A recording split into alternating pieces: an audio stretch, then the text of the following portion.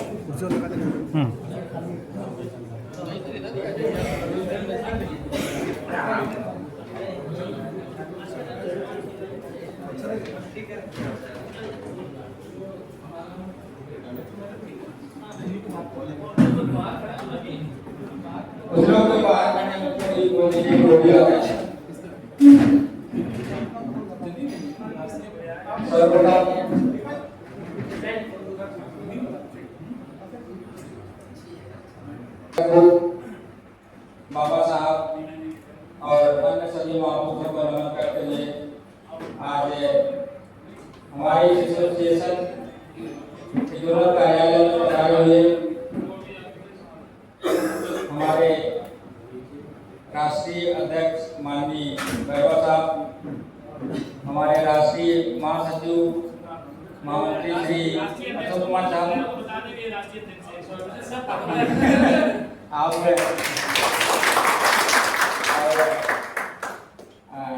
लोग हमारे राष्ट्रीय महामंत्री श्री अशोक कुमार साहब और हमारे राष्ट्रीय कोषाध्यक्ष श्री प्रेम सिंह साहब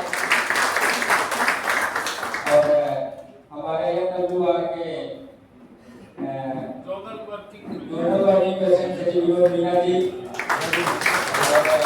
हमारे सेंट्रल रेलवे के श्री विजय भैया साहब और राम बाबू गौतम जी, आप भी जोनल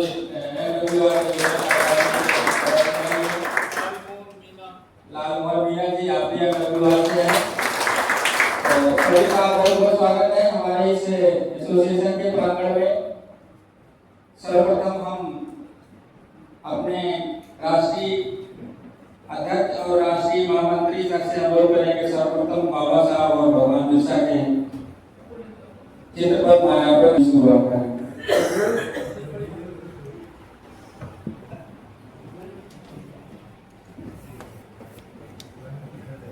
एक बार जोरदार आप लोग बाबा साहब अमर रहे,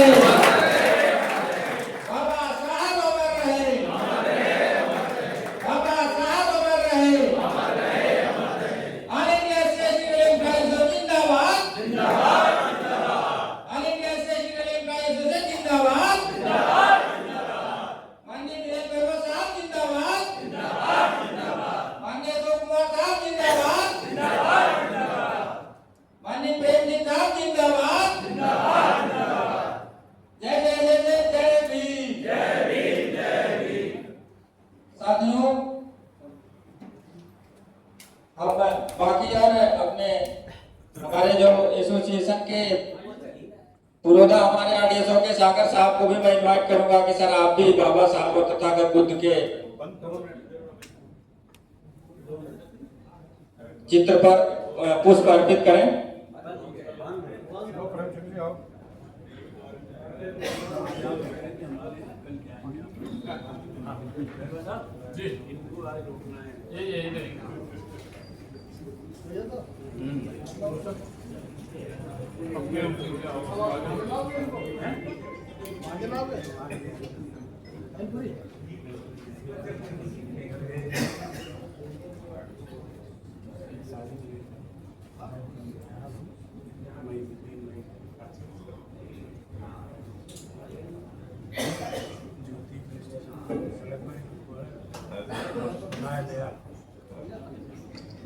थैंक यू सर।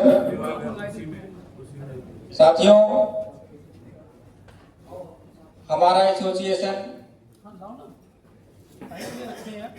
आज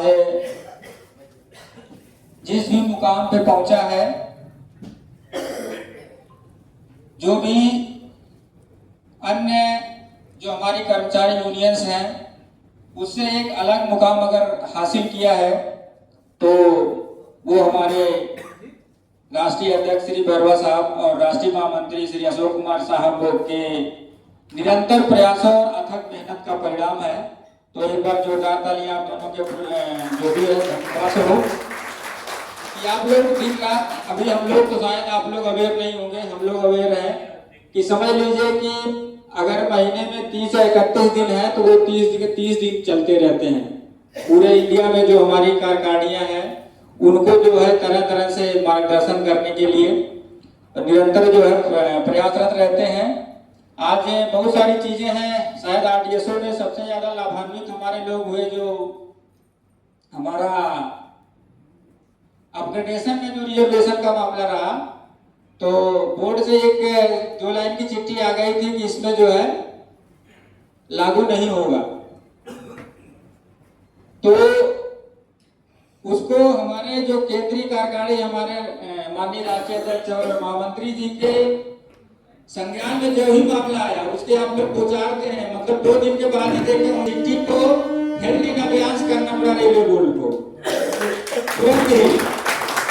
इसके बाद अंततः कुछ महीनों के बाद उसका एक फाइनल जो है क्लैरिफिकेशन आया, जिसमें पुष्पा रानी और अन्य के केस का हवाला देते हुए बोर्ड ने क्लैरिफाई किया कि नहीं कि इसमें भी जो है रिजर्वेशन लागू होगा। और जिसके फलस्वरूप आरटीएसओ में हमारे लगभग जितने भी एसएससी थे जिन्होंने 2 साल का अपना टेन्योर पूरा किया था सबको 4800 मिला और कुछ पोस्टें हमारी खाली रह गई। इसके बाद जो प्रमोट हुए उनको भी, मतलब आज के डेट में हमारा जो भी 2 साल का टेन्योर पूरा किया एसएससी वो सब 4800 में काम कर रहे हैं। तो मैं अब समय भी काफी हो चुका है, मैं सबसे पहले अपने अध्यक्ष जी को आमंत्रित करूंगा कि हमारे एसोसिएशन प्रांगण में पधारे हमारे राष्ट्रीय अध्यक्ष जी का मोमेंटो और पुष्प गुच्छ देकर के स्वागत करें।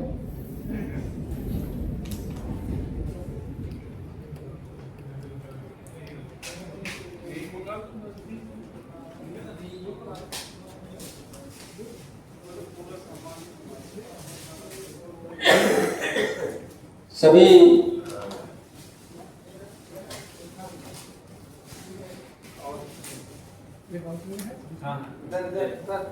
हमारे जो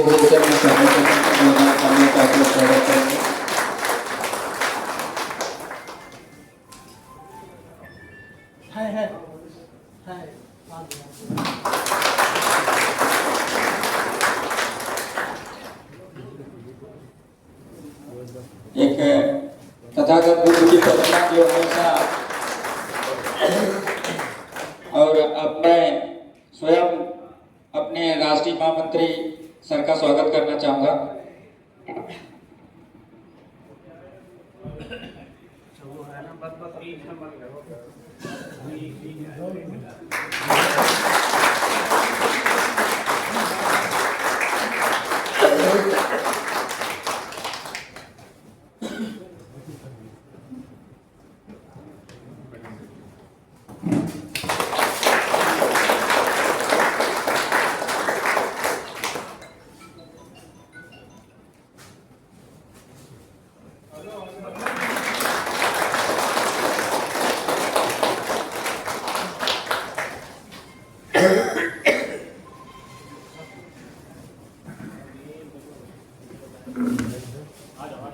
अगली कड़ी में मैं इन्वाइट करूंगा हमारे एडिशनल सेक्रेटरी श्री वीरेंद्र पासवान जी का, और मैं आग्रह करूंगा हमारे राष्ट्रीय कोषाध्यक्ष श्री प्रेम सिंह साहब को कि आप बेन जी आप प्रेम सिंह साहब का स्वागत करें।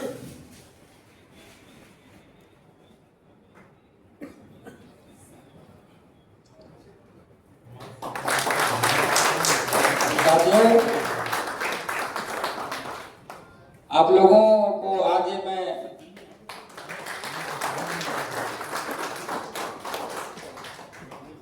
सूचना दे दूं कि अभी एक हम लोग ट्रेनिंग अपने आदेशों के ऑफिस पीरियड का प्लान कर रहे हैं, तो आपके ही सहयोग से वो कार्यक्रम संपन्न होना है। तो आप लोग पहचान लीजिए साहब को कि यही हम लोगों के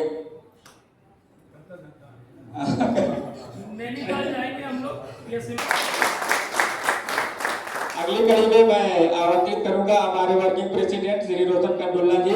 हमारे बीच में बीके खोइया साहब हैं जो पूर्व केंद्रीय कार्यकारिणी में एडिशनल सेक्रेटरी रह चुके हैं और सेक्रेटरी सेंट्रल रेलवे हैं। आप उनका मोमेंटो और साथ देकर के स्वागत करें।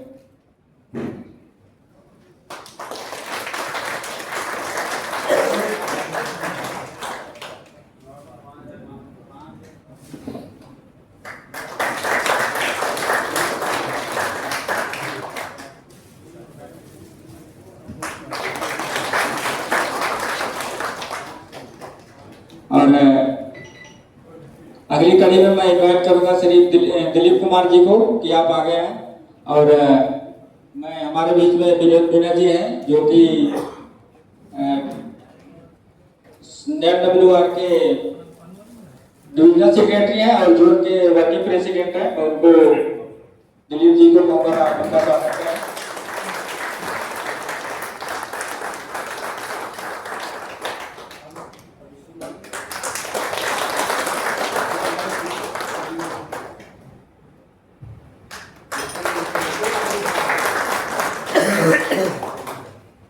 और अगली कड़ी में मैं इन्वाइट करूंगा श्री अशोक गौतम जी को कि आप हमारे में राम बाबू गौतम जी हैं जो कि NWR के हमारे जोनल वर्किंग प्रेसिडेंट हैं। आप उनका स्वागत करेंगे पुष्प गुच्छ दे करके।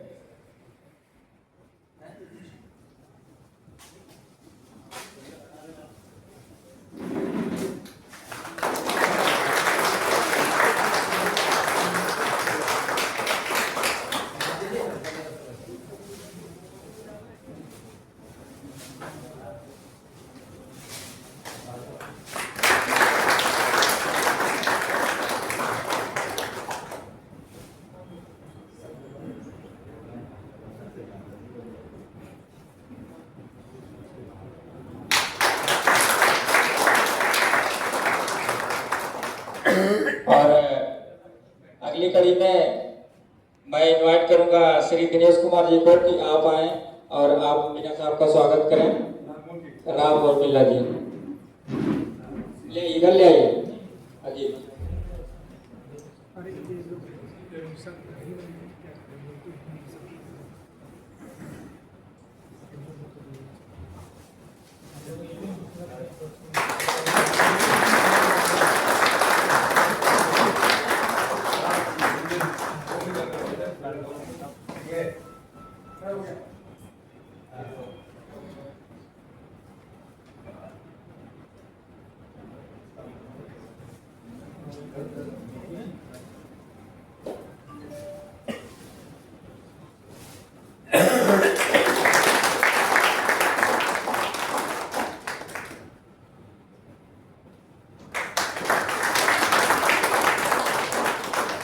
और अब इस अंतिम कड़ी में मैं अपने अध्यक्ष जी को इनवाइट करूंगा कि आप हमारे जो पुरोधा है सागर साहब उनका भी पुष्प गुच्छ और साल देकर के अंग वस्त्र देकर के स्वागत करें सागर साहब का।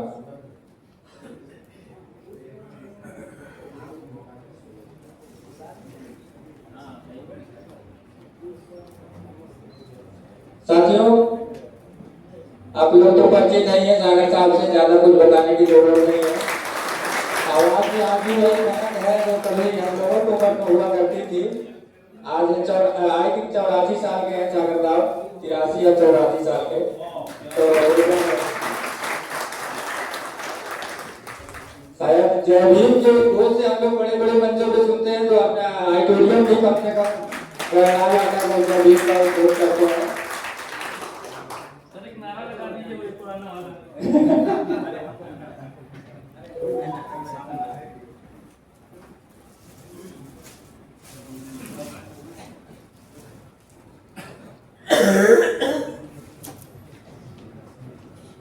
तो सबसे पहले मैं अब इस कड़ी में स्वागत का कार्यक्रम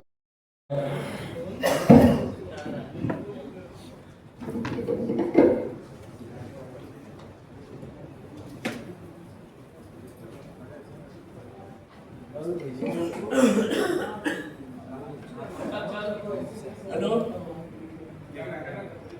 हेलो, यह दिन है कि आज के दिन आए हुए इन लोगों का कितना अच्छा। स्टेज पर बैठे हुए हमारे राष्ट्रीय अध्यक्ष महामंत्री जी और राष्ट्रीय कोषाध्यक्ष प्रेम सिंह जी और सेंट्रल रेलवे के भैया साहब और वेस्टर्न रेलवे के NWR के रामलाल गौतम जी, विनोद कुमार मीना जी, नागमत मीना जी और सभागार में बैठे हुए सभी मेरे बंधुगण, ये बड़ा ही सौभाग्य की बात है कि हमारे RDSO में महामंत्री और राष्ट्रीय अध्यक्ष जब कभी आए होंगे नॉर्दर्न रेलवे में, चाहे लखनऊ डिवीजन में आए हों या कैरेज वैगन शॉप में आए हों या लोको चारबाग में आए हों या एनी रेलवे के ऑफिस में आए हों, लेकिन RDSO में जरूर आए होंगे। ये हम लोग का बड़ा सौभाग्य की बात है। और खासतौर से मैं इस उपलक्ष्य में बताना चाहूँगा कि हमारे RDSO का जो प्रमोशन की बात है, जहाँ तक पहली बात हमारे महामंत्री जी हर समय प्रयासरत रहते हैं और हमारे RDSO के कई क्लास 2 ऑफिसर ऐसे हैं जो सिलेक्शन में फेल होने के बावजूद भी महामंत्री ने पास कराए। आज की तारीख में डिप्टी चीफ है और इवन डायरेक्टर तक रिटायर हो चुके हैं RDSO बनाए हुए। ये मैं आप लोग को बताना चाहता हूँ। और अभी सबसे बड़ी कड़ी ये है कि अभी आपने पता होगा आपको भी RDSO में जितना प्रमोशन अभी क्लास 2 में हुआ है इतना शायद ही कहीं हुआ होगा। और एक खास चीज बता दूं, RR मीना यहाँ कहीं बैठे हैं क्या? तो मैं RR मीना की खास चीज से बात बताना चाहता हूँ कि जब उनको पैनल में इम्पेनल नहीं किया गया था, पास होने के बावजूद भी वो मेरे पास गए कि साहब मेरा काम करा दो किसी तरह। और सुभाष मीना जो डायरेक्टर थे उनको लेके गए थे। फिर एक और वो हैं डिप्टी डायरेक्टर, डायरेक्टर जो डायरेक्टर हो गए कैरेज में, वो थे 3-2 लोग गए थे। मैंने कहा अच्छा कराता हूँ। साहब से बात की फ़ोन पे मैंने तुरंत, और साहब ने कहा अच्छा चिट्ठी भेजो मैं कराता हूँ। चिट्ठी लिखी गई, सुभाष जी और अध्यक्ष जी दोनों ने यहाँ से चिट्ठी लिखी, फिर महामंत्री ने चिट्ठी लिखी बोर्ड को, और बोर्ड से होने के बाद देखिए साहब ये बड़ी विडम्बना की बात है कि इम्पेनल्ड आदमी है उसको नीचे कर दिया गया, ही वाज सल्टेड आउट, और जो इम्पेनल नहीं था he was incorporated the panel. ये सिर्फ महामंत्री की बात है ही। और दूसरा, अभी पहले जब क्लास का सिलेक्शन होता था तो हम लोग चिट्ठी लिखते थे कि हमारा सिलेक्शन UPSC से कराए। हमने कई बार लिखा, 10 बार लिखा। एक बार सिलेक्शन की चिट्ठी गई भी UPSC को, UPSC ने रिफ्यूज कर दिया कि हम सिलेक्शन क्लास में सिलेक्शन नहीं कराएंगे, क्योंकि यहाँ पर RDSO में SC ST वालों को फेल कर देते थे और कह देते कि इनका नंबर पूरे नहीं है। और 60% पे लेते। क्लास 2 में खासतौर से बात है, क्लास 3 में % का पूर्ण मिलता है रिलैक्सेशन, क्लास 2 में कोई रिलैक्सेशन नहीं मिलता है। 60% जब पास करेंगे आप तभी मिलेगा, वरना नहीं मिलेगा आपको प्रमोशन। और 59.9 भी है तब भी नहीं मिलेगा रिजर्वेशन, ये भी है उसमें रेलवे का लेक्चर है। और अभी क्या है कि जो सिलेक्शन हो रहे हैं आपके बढ़िया, अजमेर से हुआ सर, हमारे कई लोग, सुभाष जी के पास लिस्ट होगी वैसे, क्यों मेरे पास लिस्ट नहीं है। अभी बहुत से लोग हमारे जनरल में पास हुए हैं और SC ST के पास वाले SC ST दिया है उन्होंने पोजीशन, और जनरल वालों को जनरल में दिया गया है। तो हमारे कम से कम कितने लोग हैं? 7 लोगों को तो मैं जानता हूँ वैसे, 24 कम से कम 7 लोगों को मैं जानता हूँ जो कि जनरल में गए हैं SC ST, और 24 लोग देखे इम्पेनल हुए। ये सिर्फ हमारी एसोसिएशन की ही करामात है कि एसोसिएशन हमारी आगे बढ़ रही है। और ख़ासतौर से मैं इस RDSO के वर्तमान में जो कमेटी है उनको मैं धन्यवाद देना चाहूँगा कि इस एसोसिएशन को कार्यालय को इतना बढ़िया बनाया है। शायद ही कहीं अभी एसोसिएशन का कार्यालय हो इतना अच्छा। दूसरी बात इतना कहूँगा मैं कि एसोसिएशन में रह के ही ये काम हो पाते हैं और एसोसिएशन काम कर पाती है। कोई लोग कहें कि हम एसोसिएशन में कुछ नहीं करेंगे, काम नहीं करेंगे, तो नहीं हो पाता है। तो एसोसिएशन में जब रहेंगे काम चलेगा, काम होगा। इसलिए मेरा कहने का यही है कि हमारी एसोसिएशन आगे बढ़ती रहे और कार्य करती रहे इसी तरह से और बढ़िया से बढ़िया कार्य करें। बस मैं अपनी बात समाप्त करता हूँ। जय भीम, जय भारत।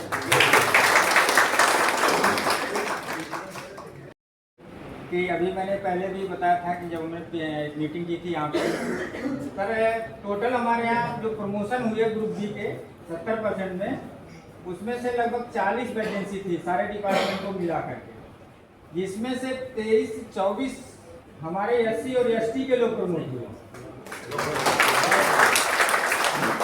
और उसमें सर लगभग 90% हमारे लोग ओन मेरिट गए।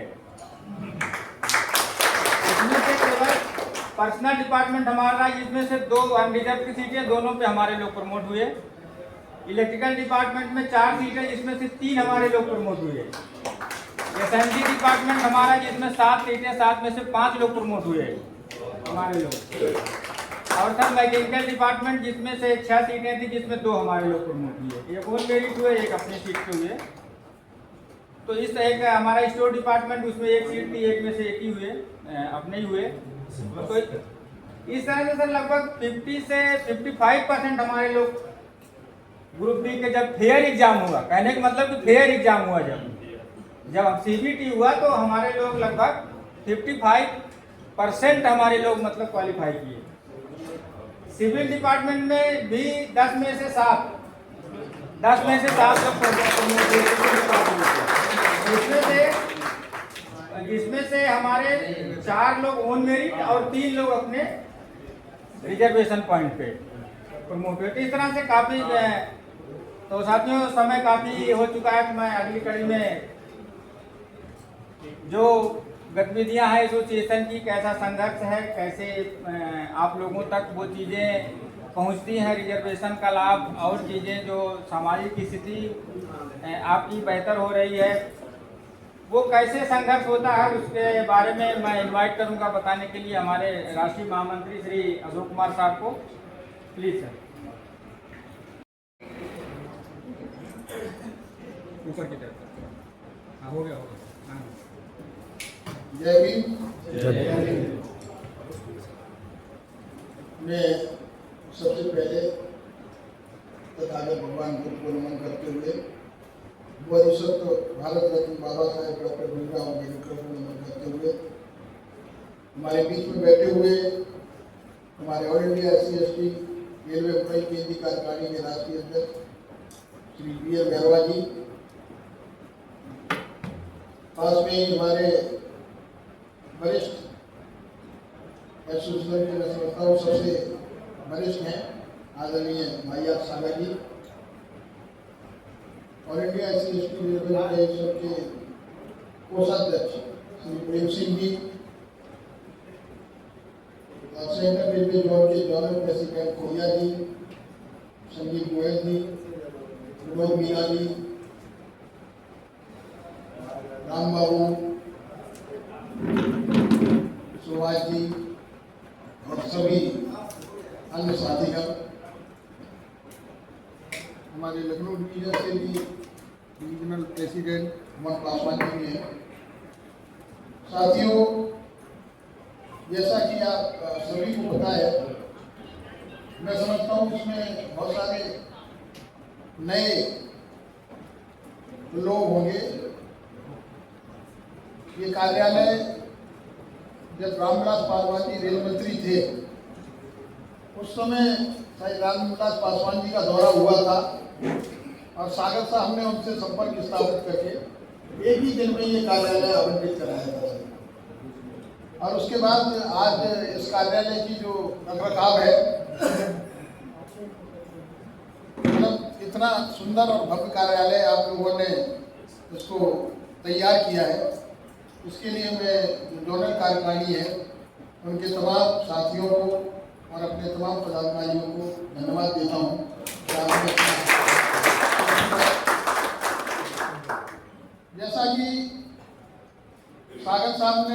किया, सुभाष जी ने भी जिक्र किया।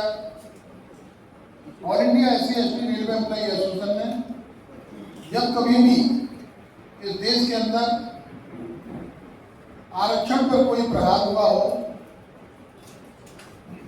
या एट्रोसिटी एक्ट का मामला आया हो, इकोनॉमिक रिजर्वेशन की बात रही हो, रोस्टर की बात रही हो, उसमें सबसे ज्यादा अगर इनको बचाने का काम किया है तो all India SC/ST railway employee association ने किया है। जैसा कि आपको पता है कि जब माननीय सर्वोच्च न्यायालय ने एम नागराज के केस में ये जजमेंट दिया कि जो आरक्षण, पदोन्नति में आरक्षण, रिलैक्सेशन या मेरिट कंसेप्ट जितने भी है उनके लिए कॉन्स्टिट्यूशनल अमेंडमेंट किए, और जब वो कॉन्स्टिट्यूशनल अमेंडमेंट सर्वोच्च न्यायालय में चैलेंज हुए तो एम नागराज के केस के माध्यम से जजमेंट हुआ कि भारत सरकार ने जो रिजर्वेशन से संबंधित अमेंडमेंट किए हैं उसके आधार पर अनुसूचित जाति जनजाति को पदोन्नति तो दी जा सकती है, आरक्षण दिया जा सकता है उसमें, लेकिन 3 बिंदुओं पे जांच कराने के बाद ये प्रक्रिया जारी नहीं रहेगी। एडिक्वेट रिप्रेजेंटेशन हो, एफिशिएंसी हो। All India SC/ST railway employee association की ओर से एक पिटीशन दायर की, जो ऑलरेडी एक पिटीशन थी general Singh versus union of India जो चंडीगढ़ के बेस पे चल रहा था। उस समय लगभग पूरे रेलवे में रिजर्वेशन समाप्त हो गया था। इवन सीनेट से भी देने में स्पष्ट दिशा निर्देश नहीं थे, क्योंकि कोई SC/ST की वैकेंसी खाली थी और जोन ऑफ कंसिडरेशन में SC/ST कैंडिडेट नहीं आ रहा था, तो नीचे से उसको जंपिंग करा के नहीं लाया जा रहा था। तो लगभग रिजर्वेशन हमारा समाप्त हो चुका था। हम लोगों ने उसमें एक SLP दायर की, 3 SLP all India SC/ST railway employee association के नाम से दायर की गई, और आरक्षण को बचाने के लिए, पदोन्नति में आरक्षण जारी रहे, इसके लिए हमने बड़े से बड़ा वकील एंगेज किया, जिसमें इंदिरा जयसिंह और डॉक्टर KH चौहान। इंदिरा जयसिंह की फीस हमने 7 लाख रुपए पर ईयरिंग दी, डॉक्टर KH चौहान को हमने 2,20,000 रुपए पर ईयरिंग में दिए, और इनकी कॉन्फ्रेंस की फीस लगभग 50,000 रुपए, टोटल मिलाकर के 10 लाख रुपए पर डे हमने आरक्षण को बचाने के लिए खर्च किया। लगभग 11 हियरिंग हुई। उन 11 हियरिंगों में 1 करोड़ से ज्यादा पैसा आती के कर्मचारी जो मेरिट में या जनरल सीनियरिटी से क्वालिफाई किए उनको जनरल सीनियरिटी पर रखा गया, और जो SC/ST की वैकेंसी थी उनको नीचे से ला करके भरा गया। आज जो सुभाष जी ने यहाँ पर बोला है कि हमारे 50% से ज्यादा लोग ग्रुप बी में प्रमोट हुए। मैं ISO की बात नहीं कर रहा, पूरे इंडियन रेलवे की बात कर रहा हूँ। मेरे नॉर्दर्न रेलवे में भी ऐसा हुआ है, क्योंकि एक तो सबसे बढ़िया काम रेल मंत्रालय ने ये किया कि इस ग्रुप बी के सिलेक्शन को जो डिपार्टमेंटल जॉन वाइज हुआ करते थे उनको सेंट्रलाइज करके नायर को दिया, और नायर ने वही सिलेक्शन अजमेर रिक्रूटमेंट बोर्ड से कराया। उसका रिजल्ट ये हुआ कि जो फेवर किया करते थे अधिकारी अपने कर्मचारियों को प्रमोट करने के लिए, अपने चहेतों को प्रमोट करने के लिए, वो नहीं कर पाए, और बड़े ही डिसेंट वे में सिलेक्शन हुए, और उस सिलेक्शन में जो अनुसूचित जाति जनजाति के लोग मेरिट में आए उनको मेरिट में गिरा गया, और रोस्टर पॉइंट को नीचे से ला करके बनाया गया। पूरे इंडियन रेलवे में ऐसा हुआ, उसमें तमाम अनुसूचित जाति जनजाति के कर्मचारी प्रमोट हुए। मैं ये उदाहरण इसलिए दे रहा हूँ आपको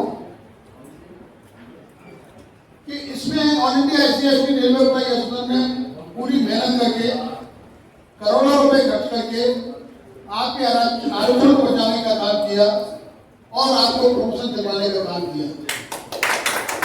आपकी भी ये जिम्मेदारी बनती है कि मात्र 200 रुपये मेंबरशिप देने के बाद हम लोग चुपचाप बैठ गए, या जिनके प्रमोशन हुए हैं वो 200 रुपये मेंबरशिप या बाबा साहब की जयंती पर डोनेशन देके चुपचाप बैठ जाए। आपकी जिम्मेदारी बनती है, बाबा साहब डॉक्टर भीमराव अम्बेडकर ने जो पेमेंट सोसाइटी का काम किया था कि जब हमारी एसोसिएशन हमारे लिए इतना पैसा खर्च कर रही है तो हमारी ये जिम्मेदारी बनती है कि हम भी एसोसिएशन को मजबूत करने के लिए आर्थिक रूप से सहयोग करें, जिससे कि आर्थिक रूप से मजबूत हो, आगे आने वाले समय में हमारे अधिकारों को संरक्षण कर सके। और इस प्रकार के अगर कोई आदेश होते हैं तो उनको निश्चित रूप से कोर्ट में लड़ सके। क्योंकि अभी देखा होगा आपने रोस्टर पॉइंट की बात की, जब इकोनॉमिकल का रिजर्वेशन आया तो हमारा जो SC/ST का 14 पॉइंट था वो 7वां हो गया, और जो ST का पॉइंट था वो 14 से बाहर हो गया। यानी कि हमारा रोस्टर जो SC/ST का था वो डिस्टर्ब हो गया। हमने सुप्रीम कोर्ट में अपील दायर की, क्योंकि जोधपुर हाई कोर्ट ने हमारे खिलाफ डिसीजन दिया था। हमने सुप्रीम कोर्ट में उसको चैलेंज किया और उन्हें लाखों रुपए खर्च करने के बाद हमने जो DOPT का रोस्टर था उसको बदलवा करके जो रेलवे रोस्टर पहले बनाया करती थी उसी तरीके से हमने रेलवे का रोस्टर बनाया, और जो हमारे पहले पॉइंट थे SC के और ST के वो बरकरार रहे, जिसमें हमारे SC/ST को प्रमोशन मिला।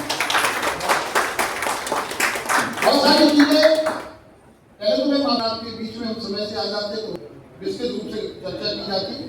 लेट हुए आपके लखनऊ में काफी मशक्कत करनी पड़ी हमें, हजरतगंज से आने में पता नहीं जाने कहाँ घुमा दिया गाड़ी को, और बड़ी मुश्किल से यहाँ तक पहुँच पाए। मैंने सोच रहे थे कि हम तो 7 बजे तक भी पहुँच पाएंगे कि नहीं पहुँच पाएंगे। तो अभी हमारे बीच में राष्ट्रीय अध्यक्ष भी आपको संबोधित करेंगे, लेकिन मैं इतना ही कहना चाहूँगा कि ऑल इंडिया SC/ST एसोसिएशन आपके अधिकारों को बचाने के लिए सक्षम है। आपके मान सम्मान की लड़ाई लड़ रही है, और कभी भी इस तरीके की कोई समस्या हमारे कर्मचारियों के ऊपर या हमारे समाज के ऊपर आती है तो हम उसको सामना करके उसका निदान करने में सक्षम है। साथियों, मैं ज्यादा चर्चा नहीं करते हुए धन्यवाद करना चाहूँगा अपनी जोनल कार्यकारिणी का, जो हमारी RTSO की है, कि आपका कार्यकाल में कई बार यहाँ पर आया हूँ और हर बार मैंने आपके एसोसिएशन में और आपकी कार्य प्रणाली में परिवर्तन देखा है, और वो मतलब अच्छा परिवर्तन हुआ है। ऐसा नहीं कि कोई मतलब नीचे की तरफ जा रहे हैं, आप ऊपर की तरफ बढ़ रहे हैं, आपके सारे मतलब इसलिए आप लोगों ने हमारे ऊपर विश्वास जताया, इसके लिए भी धन्यवाद करना चाहता हूँ। जब कभी भी RTSO की में तो कोई समस्या आती है तो उसको हम जब जोन से नहीं निदान होता तो उसको हम रेलवे बोर्ड पर ले जाते हैं।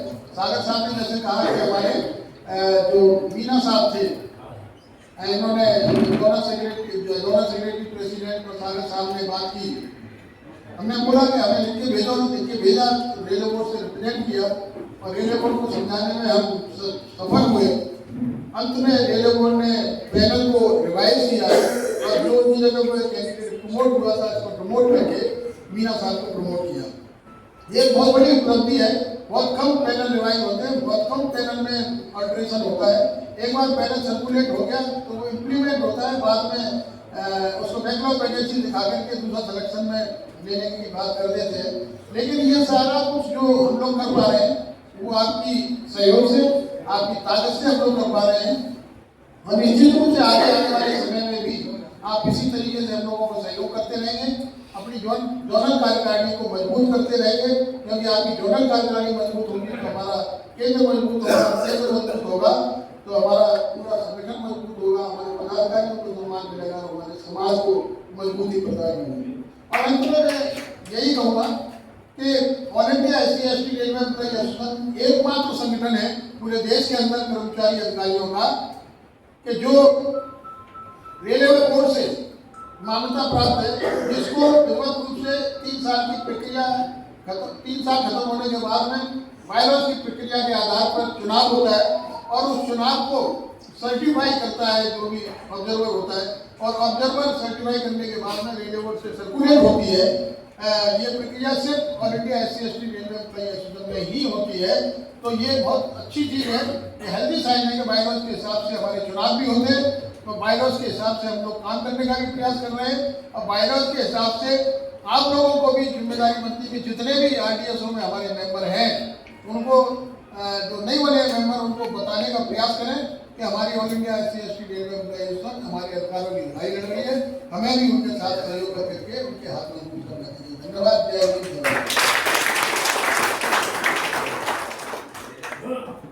Thank you sir. हमारी कार्यकारिणी पूरी થઈ गई और मैं अब इन्वाइट करूंगा हमारे राष्ट्रीय अध्यक्ष माननीय भैरव साहब को।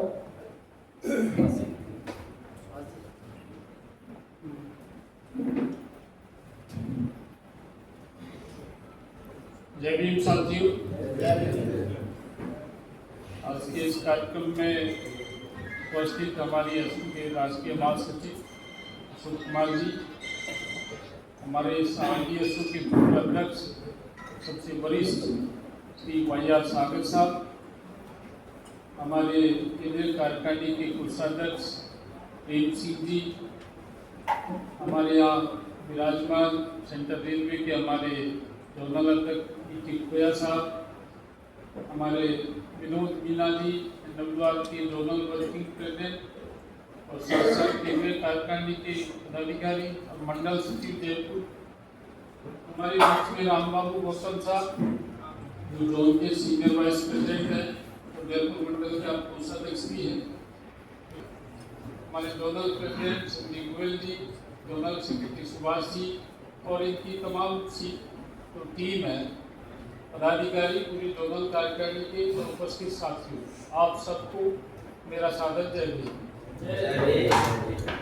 साथियों, समय काफ़ी हो गया है। हम लोग कल एनी रेलवे के जोनल अधिवेशन में गोरखपुर गए थे और उसके बाद हमारा 2 दिन और रुकने का कार्यक्रम था वहाँ। आज हम, क्योंकि बाबा साहब ने आज 14 अक्टूबर को धर्म परिवर्तन किया था, तो तब से 14 अक्टूबर को धर्म परिवर्तन दिवस के रूप में मनाया जाता है। तो आज हम भगवान बुद्ध के जो तीर्थ स्थान है उनके हम दर्शन करना चाहते थे, लेकिन फिर हम लोगों ने प्लान किया कि हम लोग यहाँ लखनऊ आए और आप लोगों से मिलें, क्योंकि आज के दिन इतना महत्वपूर्ण दिन है। आज सुबह हमारी नॉर्दर्न रेल के जो मंडल पदाधिकारी हैं उनके मंडल कार्यालय मीटिंग हुई और उसके बाद आलमबाग वर्कशॉप में हमारी बैठक हुई और आज भी आपके साथ हो रही है। आज का दिन शुभ दिन है, आप सबको बहुत बहुत बधाई। और बाबा साहब ने जिस इन परिस्थितियों में एक अलग विचारधारा को अपनाया, वो परिस्थितियां आज भी हमारे सामने मौजूद हैं और जो धर्म हमारे यहाँ पर पैदा हुआ था वो यहाँ से लगभग विलुप्त हो गया है, और बल्कि दूसरे जो देश हैं उन्होंने इसको अपनाया और अपनाने के बाद में उन्होंने उन्नति की और विकसित राष्ट्रों में उनकी गिनती होती है। तो ऐसा रास्ता जो बाबा साहब ने अपनाया वो मैत्री का, करुणा का, आपसी सौहार्द का और सबके मंगल का रास्ता है जो उन्होंने अपनाया।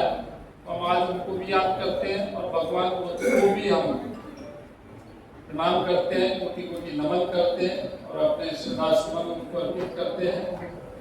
इस अवसर पर इसके बारे में आपको हमारे महासचिव महोदय ने बताया। मैं इतना ही कहूँगा, RDSO में कई बार आने का मौका मिला है।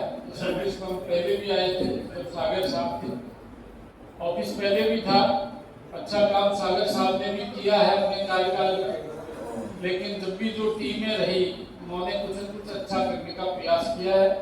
मैं ऐसा महसूस करता हूँ जो आपकी वर्तमान कार्यकारिणी है, जोनल कार्यकारिणी, तो इसमें एसोसिएशन को RDSO के अंदर जिंदा रखा है और अच्छे आप लोगों ने समय समय पर केंद्रीय कार्यकारिणी के समक्ष अपनी बातों को रखा है। हर कार्यक्रम में आप लोग आए हैं और आज यहाँ ऑफिस भी हम देख रहे हैं कि अच्छी कंडीशन में है, कई बड़ी बड़ी कुर्सियाँ भी यहाँ लगी हुई है, चैम्बर भी बने हुए हैं।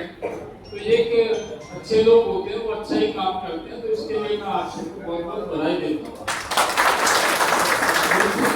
सबसे अच्छी बात हमें लगी वो ये लगी कि जब सागर साहब थे तो ये हमारी एसपी में जो विवाद पैदा होते थे या चुनाव होते थे उसमें अपना योगदान दे करके और संगठन को पटरी पर लाने का काम करते थे, लेकिन कभी विवाद की स्थिति में लाने का काम नहीं किया। ऐसे जो वर्तमान कमेटी है ये हमारा सहयोग करती है, समर्थन करती है, लेकिन कभी विवाद के घेरे में आप लोग नहीं रहे हैं। आप लोगों ने बिल्कुल दिल से उन लोगों का साथ दिया है, तो मैं इस मौके पर आपको बहुत बहुत धन्यवाद देता हूँ। साथ साथ आप लोगों को ये भी आह्वान करता हूँ कि आपकी मेंबरशिप सैलरी से ही होती है, अभी रसीद से हो रही है, लेकिन परसेंटेज उसका ठीक है, उसको थोड़ा सा और इम्प्रूव करके आप 100% करें। और साथ साथ इस बात के लिए हमको तैयार होना चाहिए कि जो हमारे महामंत्री जी ने बताया कि किस तरह से आरक्षण की लड़ाई को हम लोग लड़ रहे हैं, तो खाली मेंबरशिप से काम चलता नहीं है, उसमें तो कुछ स्ट्रगल फंड का भी आप लोग कलेक्शन करें और समय समय पर आप लोगों के भी पैसा काम आए, हम लोगों के भी वो काम आए सेंट्रल कमेटी के, तो इस तरह का भी आप लोग प्रयास करें। पिछली बार हम यहाँ अम्बेडकर जयंती के प्रोग्राम आए और वो प्रोग्राम भी आपका बहुत सुंदर प्रोग्राम था। इस बार हालांकि मैं नहीं आ पाया, लेकिन हमारे महासचिव और कोषाध्यक्ष उसमें पधारे थे, तो एक सुंदर आयोजन आपने किया है। तो जो आपकी गतिविधियां हैं उनको आप बनाए रखें और सुचारू ढंग से आप संगठन को चलाए रखें। और ये अच्छा लगता है कि लखनऊ में आपका उत्तर रेलवे, एनी रेलवे जो हमारे जोन है उनके मंडल कार्यालय भी है और 30 स्टेटस प्रोडक्शन यूनिट का मिला हुआ है हमारे RDS वो भी यही है। तो ऐसा कभी होता है या तो कोलकाता में है या फिर यहाँ लखनऊ में है, क्योंकि वहाँ भी metro railway, eastern railway, south eastern railway 3 railway है, ऐसे यहाँ भी है। तो ये इसका कहीं संगठन को लाभ मिलता है। एक जानकारी आपके लिए ये है कि हम हर साल हमारा राष्ट्रीय अधिवेशन करते हैं। हमने नागपुर में 25-26 नवंबर को अधिवेशन जो था उसमें ये घोषणा की थी कि अगला अधिवेशन हमारा हैदराबाद साउथ सेंट्रल रेलवे के अंदर होगा। तो वो 25-26 नवंबर को न होके उसका जो पॉसिबल डेट है वो 25-26 दिसंबर तक होने की संभावना है। हम लोग जाएंगे वहाँ और फाइनल तैयारी करके ही आपको बताएंगे। तो इसके लिए भी आप लोग तैयार हैं। नियर फ्यूचर में आपको ऐसा अवसर मिलेगा। अधिवेशनों में आपको पता है पिछली बार भी हमारे रेल मंत्री जी आए, माननीय सांसद जो विधि एवं न्याय राज्य मंत्री अर्जुन मेघवाल साहब भी उसमें आए और बहुत सुंदर कार्यक्रम हुआ। ये जो अधिवेशन हम आयोजित करते हैं इसका जो हमारे सदस्य हैं, जो लोग आते हैं, उन पर तो प्रभाव पड़ता ही है, लेकिन साथ साथ जो दोनों ट्रेड यूनियन है और रेल प्रशासन है उस पर बड़ा भारी प्रभाव पड़ता है। जहाँ आयोजन होता है वहाँ पूरा सिस्टम जागरण होता है, जाग जाता है। हमारे एसपी के पदाधिकारियों को भी मेहनत करनी होती है, लेकिन जहाँ नहीं हो रहा है वहाँ भी सोशल मीडिया से, अखबारों से, पोस्ट लगने से, जयभीम के नारे लगने से वहाँ भी प्रचार प्रसार होता है। कई बार बहुत सारे लोग ऐसे हैं जो सोशल मीडिया पर ये सवाल उठाते हैं कि ये PL बेलवा और अशोक कुमार जी हैं, ये अपनी रोटियां सेकने के लिए बड़े बड़े कार्यक्रम करते हैं और मंत्रियों को बुला करके और अपना उल्लू सीधा करने का काम करते हैं। मैं आपको ये बताना चाहता हूँ कि हमारी रोटियां ये एसोसिएशन है और हमारा उल्लू भी ये एसोसिएशन ही है। हम जो भी करते हैं इसको साधने के लिए ही काम करते हैं कि किस तरह से संगठन की मेज मजबूत हो, संगठन की साथ जो सरकार है उसके अंदर लगे। सरकार और जोनल रेंज के GM वगैरह हैं उनमें हमारी पैठ बने, यह हमारा प्रयास होता है। नहीं तो इस एसोसिएशन में जो पद हमारे पास मुकाम है ये मुझे नहीं लगता कोई MP MLA से कम है क्या? भाई एक एमपी का दायरा एक कॉन्स्टिट्यूंसी होता है, लेकिन हमारी एसपी की केंद्रीय कार्यकारिणी के राष्ट्रीय अध्यक्ष महासचिव का दायरा 543 लोकसभा सीट होती है। और एक एमपी को उसकी जो संसदीय क्षेत्र है उसके बाद बहुत कम जानते हैं, और उसी को जानते हैं जो पार्लियामेंट में सवाल उठाता है। और ये आपको पता है कि हमारे लोग कितना सवाल उठाते हैं। बाबा साहब ने एमपी बनाया, लेकिन अंदर वो सोते रहते हैं और अपना काम नहीं करते हैं। तो जो नहीं बोलते हैं उनको तो वैसे भी नहीं जानते, और एरिया के लोग अगली बार उनको रिजेक्ट कर देते हैं। लेकिन ये हमको बड़ा अच्छा लगता है कि जब हम पूरे ऑल इंडिया में जाते हैं ट्रेन के माध्यम से, हर स्टेशन पर स्वागत होता है, हर जगह हमको जो एमपी को सुविधा मिलती है वो हो सकता है सर्किट हाउस में रुकता हो, हम लोग सर्किट हाउस जैसे ही ORS के अंदर हम लोग रुकते हैं। एमपी को हो सकता है कोई सांसद की गाड़ी मिल जाती है, कोई प्रोटोकॉल मिल जाता होगा, और हमको भी बढ़िया सी गाड़ी मिलती है जहाँ जाते हैं। और प्रोटोकॉल आप लोगों का इतना बड़ा मिलता है जो एमपी को भी नहीं मिलता है। तो ऐसे आप लोग ये मान के चलिए कि हमारी इससे ज़्यादा कोई महत्वाकांक्षा नहीं है जो हम कोई अपना उल्लू सीधा कर लेंगे, बल्कि ये है कि जितना हम अपनी गतिविधियों को आगे बढ़ाएंगे, जितना हम सरकार के सामने, रेल मंत्री के सामने, पॉलिटिकल पार्टियों के सामने अपनी बात को रखेंगे, उतना ही हमारा संगठन मजबूत होगा। आपने देखा है एक समय था जब रेल मंत्री के चैम्बर तक हम लोग नहीं जा पाते, मतलब काफी लंबे अरसे बाद ऐसा अवसर आया कि हमारे एसोसिएशन की केंद्रीय कार्यकारिणी के लोग जब रेल मंत्री कार्य ग्रहण करता था उस दिन से मौका देने जाते थे चैम्बर में, और 5 साल रेल मंत्री रहने के बाद चैम्बर में घुसने की हिम्मत नहीं होती थी। लालू प्रसाद यादव जी को आप जानते हो, क्या उनके चैम्बर में जा सकते? बुका भी भीड़ में देकर आते थे। ममता बनर्जी को आप जानते हो कि उनके चैम्बर में जाना कितना मुश्किल था। नीतीश कुमार जी को आप जानते हो, जितने भी रहे हैं उनका सबका यही हाल है। लेकिन अभी आपकी जो एसोसिएशन है उसकी इतनी मजबूत स्थिति हुई और उसको रिकॉग्निजेशन मिला है, रेल मंत्री ने रिकॉग्निजेशन दिया है, और हमारी एसओ का रेल मंत्री के साथ में बिल्कुल सीधा लाइन स्थापित हुआ है। और जो भी कर्मचारी हित के मामले हैं वो हम उनके सामने रखते हैं और वो उसका समाधान भी करते हैं। बल्कि हम तो कहना नहीं चाहिए, लेकिन जो दोनों ट्रेड यूनियन के लोग हैं वो भी डायरेक्ट अपने कार्यकर्ताओं को बोलते हैं, बताते हैं। अब पता नहीं वो चिढ़ के बताते हैं या खुश होके बताते हैं, लेकिन ये बताते हैं कि BL बैरवा अशोक कुमार मंत्री के खा जाती है। और जो अधिकारी हैं वो भी ऐसा महसूस करते हैं, वो हमको कहते हैं कि साहब अब तो ये मतलब आप लोग ही हमारा सहारा है एक तरह से। तो ये जो इमेज कायम करना है ये कहीं कहीं हमारे संगठन के लिए शुभ संकेत है और हमको इसका फायदा उठाना चाहिए। ये फायदा जब मिल सकता है जब हम एकजुट हैं। कई तरह की दिक्कतें बीच में आती हैं। पहले मिली दवाल एक व्यक्ति होता था, वो 2012 से हमको एस्टिक करने का काम करता रहता है, लेकिन उसको कभी सफलता नहीं मिली। जितने भी कोर्ट केस किए सब में उसको असफलता मिली। पर रोज रोज जब मैसेज जाते हैं उनके पास, पत्र जाते हैं कि ये BL बैरवा अशोक कुमार SC/ST के दलाल हैं। कभी तो कल लिखा हुआ था, किसी ने पोस्टर लगा रखा था हमारे खिलाफ में लगा रखा था। ऐसे कभी वो चोर कह देते हैं, कभी दलाल कह देते हैं, कभी भ्रष्ट कह देते हैं, कभी पता नहीं क्या क्या कहते हैं। तो कोई अधिकारी के पास जब रोज रोज जाता है तो वो सोचता है कि ये आखिर में हो क्या रहा है। तो ये जो परिस्थिति है इसको भी हम झेलते आ रहे हैं, हालांकि उसको आज तक इस बारे में कोई सफलता नहीं मिली।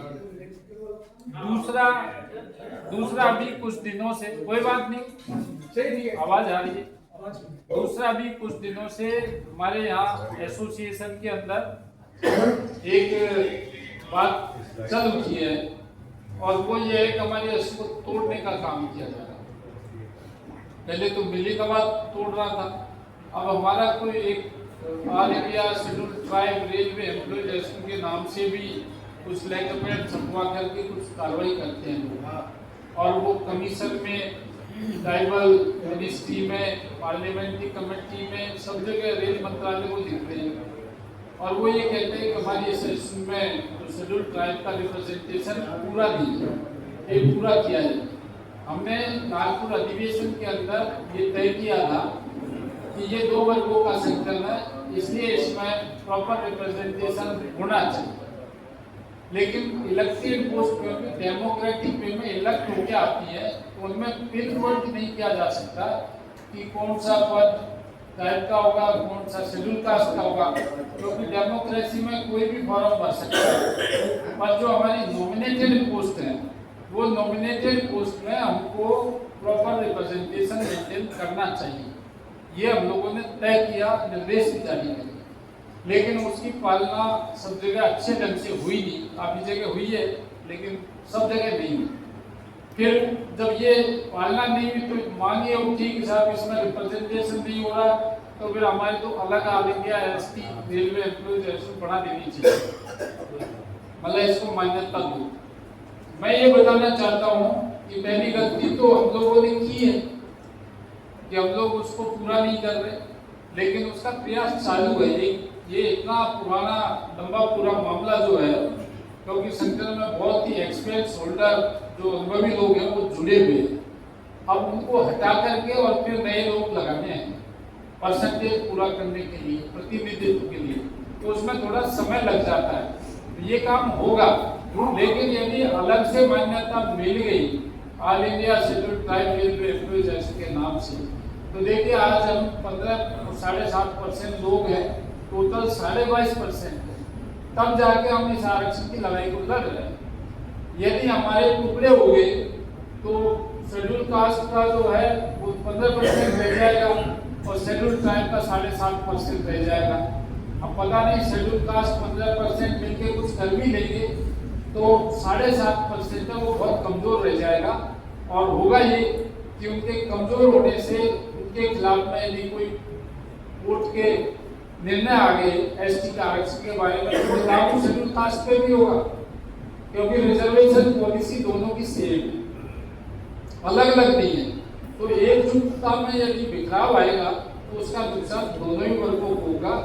इसलिए हम इस बात पर जोर दें कि हम प्रतिनिधित्व तो पूरा करें, लेकिन अलग से जो संकट की बात है इसको हमको कंडम करना चाहिए, और कंडम करने की जिम्मेदारी सिर्फ हमारी नहीं है, आपकी जोनल कमेटी की भी है, हमारे SC/ST एम्प्लॉय है उनकी भी है। हम लोगों को इस जो डिमांड है इसको सिरे से खारिज करना चाहिए, इसमें बिखराव नहीं होना चाहिए और एकजुटता हमारी बनी रहनी चाहिए। इसके लिए जो हमारे शेड्यूल ट्राइब के भाई हैं जो हमारे साथ जुड़े हुए हैं शुरू से, हमारे ही भाई हैं चाहे कहीं भी हैं, लेकिन उनको भी चिंतन मंथन करना चाहिए, और जो लोग इस तरह की मांग उठाते हैं उनको खंडन करना चाहिए।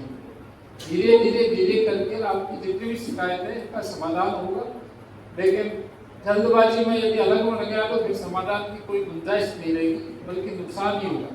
तो ये जो 2 हर्डल हमारे बीच में आती है, इनसे कहीं कहीं रेल मंत्री जी भी व्यथित होते हैं, रेलवे बोर्ड भी होता है और हम लोग भी होते हैं।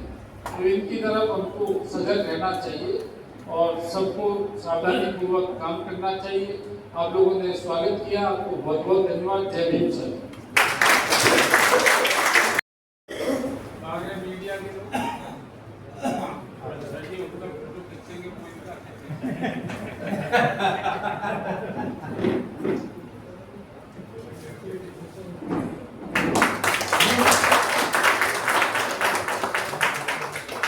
सारे जो मेहनत है इसको दुगना कर देते हैं हमारे मीडिया साथी लोगों को बीच में आकर संदेश पहुंचाने, तो इनके लिए भी एक बार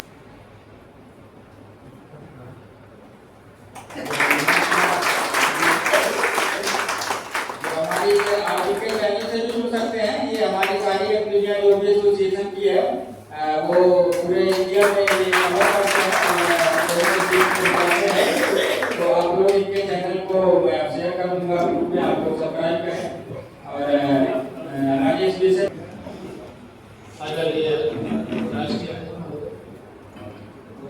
राष्ट्रीय राष्ट्रीय कोषाध्यक्ष महोदय नीरज जी और हमारे सागर साहब मेरे मतलब वयोवृद्ध तो है लेकिन बड़े स्मार्ट है कोई साहब लगते नहीं कि ये पता कि गैस इसके बता देंगे बॉम्बे के हैं हीरो लगते भी हैं। आप सभी का हम स्वागत करते हैं। आपने इतना समय दिया खासतौर से राष्ट्रीय अध्यक्ष और राष्ट्रीय महामंत्री जी ने हम लोग को इतना समय दिया, इसके लिए मैं अपने पूरे एसोसिएशन की तरफ से धन्यवाद ज्ञापित करता हूँ। और आप हमेशा दिशा निर्देश देते रहेंगे, अभी जो दिए हैं उस पर भी हम लोग खड़े उतरेंगे। हमने ऑलरेडी कर रखी है जो चीज़ें जो पाइपलाइन में हैं और वो भी हम करेंगे। इसमें कोई और आगे भी जो भी दिशा निर्देश मिलेगा हमारी जो मेंबरशिप है वो बहुत बेहतर उम्मीद से बेहतर ज़्यादा बेहतर है। लेकिन आपने जैसे 100% के लिए वो कहा तो वो भी मैं कोशिश करूँगा कि 100% हो जाए। और जैसे भी और भी जो केस हैं कुछ हैं, एक आध दो अधिकारी हैं जो अभी कुछ मेरी नज़र में है चढ़े हुए हैं, उनको वही रेलवे बोर्ड में आके देखेंगे बकाया। तो चीज़ों को मैं देखता हूँ। बहुत बहुत धन्यवाद इन सब जो बातों के लिए, आपके आने के लिए बहुत बहुत धन्यवाद। हम तहे दिल से शुक्रिया अदा करते हैं और ऐसे ही हम लोग करते रहें। धन्यवाद सर।